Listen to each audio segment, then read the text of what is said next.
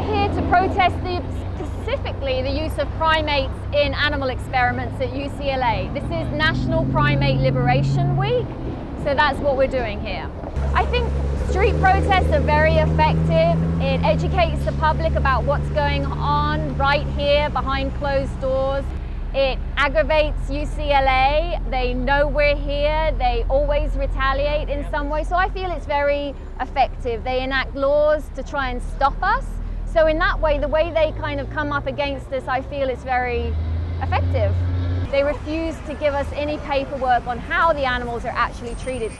But what the information that we do have leads us to believe that the animals are treated very poorly. U.C.L.A. was recently cited for a violation of the Animal Welfare Act because they refused to let even their own inspectors into the labs to inspect the labs and see the animals. And then they were cited for unhealthy, unhygienic labs. So recently it's been hard to tell, but we're led to believe from insider information that the animals aren't treated well at all. Most of the time the technicians are desensitized to the animals' plight. It's a very stressful situation, so the animals aren't cooperating obviously in their experiments, so they fight back.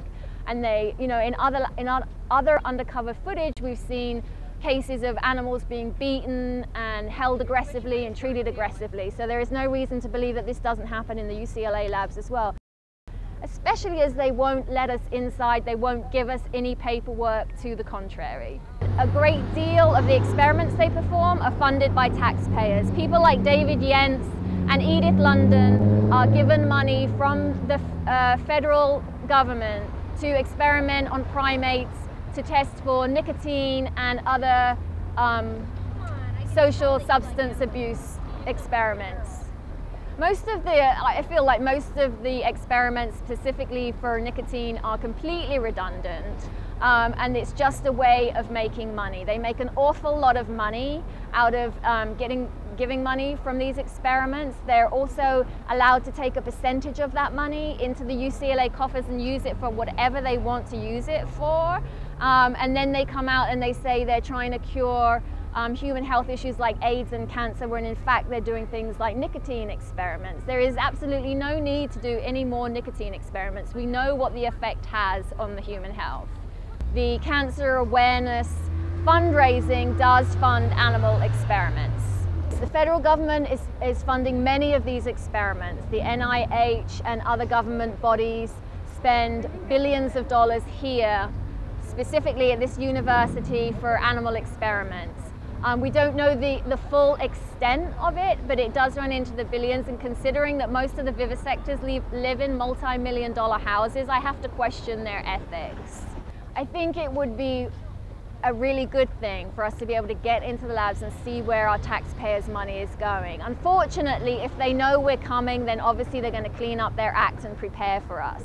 I can tell you that over $12.6 billion of taxpayers' money annually funds animal experiments. 1.6 billion funds primate experiments yearly.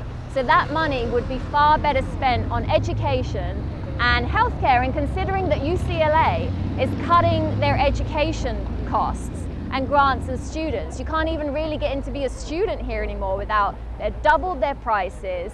I know teachers who are teaching like students who have to sit on the floor. Meanwhile, the experimenters are still getting money to experiment on animals for nicotine.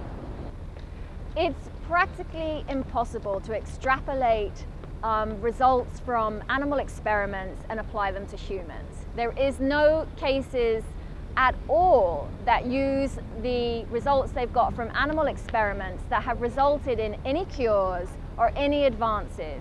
After they've experimented on animals, they still have to experiment on human beings, because the results they've got is just a guesswork. It's a guideline. It does nothing to advance the cause of science. No, you cannot cure cancer in a rat, a mouse, or a rabbit and then hope to cure cancer in a human being. You can't even use the same cancer drug on one human being that you can use on another. So how they think that finding the cancer cure in an animal is going to be the same as finding the cancer cure in a human is ridiculous. It's just a complete waste of money.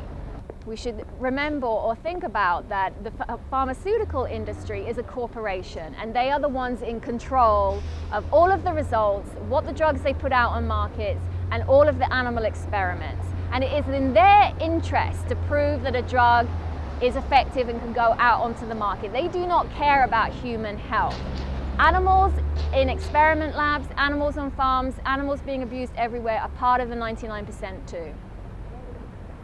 What do we want? Animal liberation! When do we want it? Now! What do we want?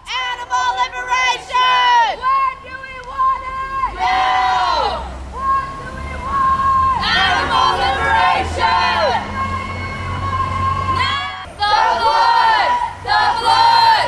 The blood is on your hands! U.C.L.A. has blood on their hands! U.C.L.A.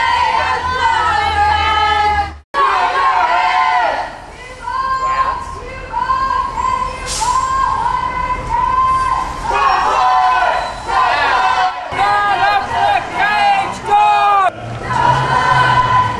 They make money while we get.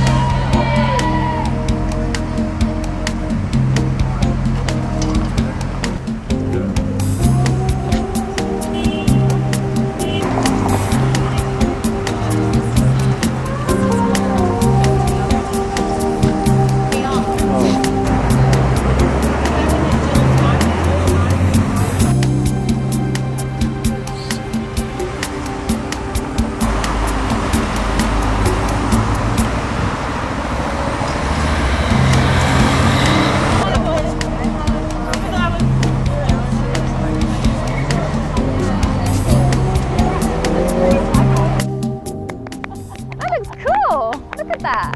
Woo! Good interview, my God, you're great. Oh gosh.